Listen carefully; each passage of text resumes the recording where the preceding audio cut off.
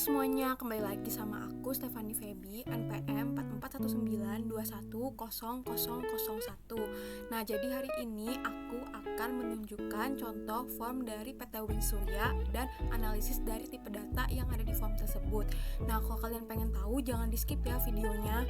Nah, jadi yang pertama ini kita masuk ke Google Spreadsheet karena aku mengerjakannya di Google Spreadsheet. Nah, jadi yang pertama ini ada PR atau Purchase Requisition. Nah, jadi di sini ada nama datanya, lalu ada tipenya, contoh format sama statis atau dinamis. Nah, yang contoh statis ini misalnya kayak judul form, karena judul form ini tidak akan pernah berubah-berubah walaupun ada faktor lain. Nah, lalu yang berubah ini seperti dinamis.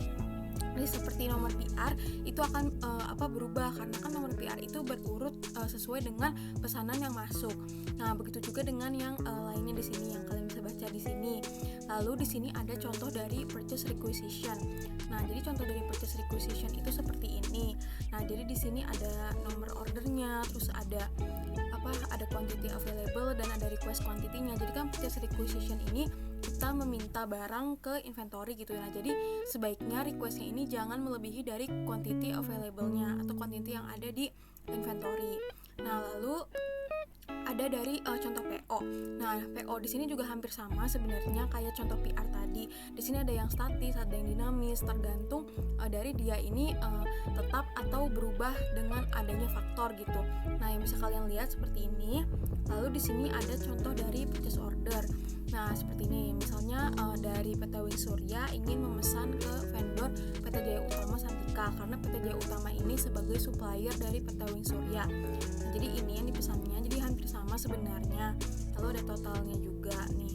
Nah, setelah itu ada receiving. Ini juga contoh dari analisis receiving gitu. Nah, jadi di sini juga hampir sama.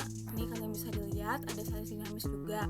Nah, terus ini contohnya, contoh receiving ini yang bedanya itu dia di ini nih, di atas ininya. Terus dia juga ada diskon, cuman kan di sini tidak ada diskon. Nah, totalnya juga segini. Nah, lalu selanjutnya ada vendor bill. Nah, ini juga hampir sama sebenarnya, cuman di sini ada account. Nah, account itu bersifat string karena dia mengandung angka numerik dan karakter. Nah, dia juga bersifat statis karena tidak mungkin suatu barang itu berubah kategorinya gitu. Jadi kalau misalnya kursi ya pasti di kursi kan gitu. Nah, ini contoh dari vendor bill.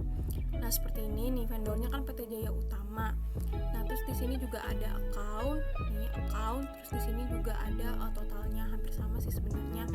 Nah, terus ini ada yang terakhir ada payment. Nah, ini contoh dari analisis dari payment. Nah, jadi payment ini hampir sama juga, cuma di sini ada jurnal. Nah, jurnal ini kan karakter ya, customer invoice, terus dia statis juga gitu. Nah, terus yang terakhir ini ada contoh dari paymentnya.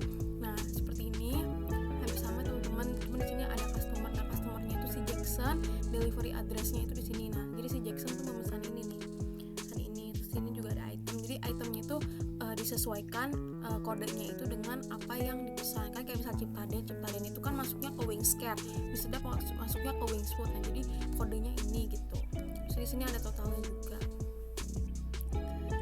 Nah, jadi sekian yang bisa saya sampaikan atau sharing mengenai form dan analisis dari tipe datanya. Semoga dapat bermanfaat ya bagi teman-teman semua. Saya ucapkan terima kasih. Dadah.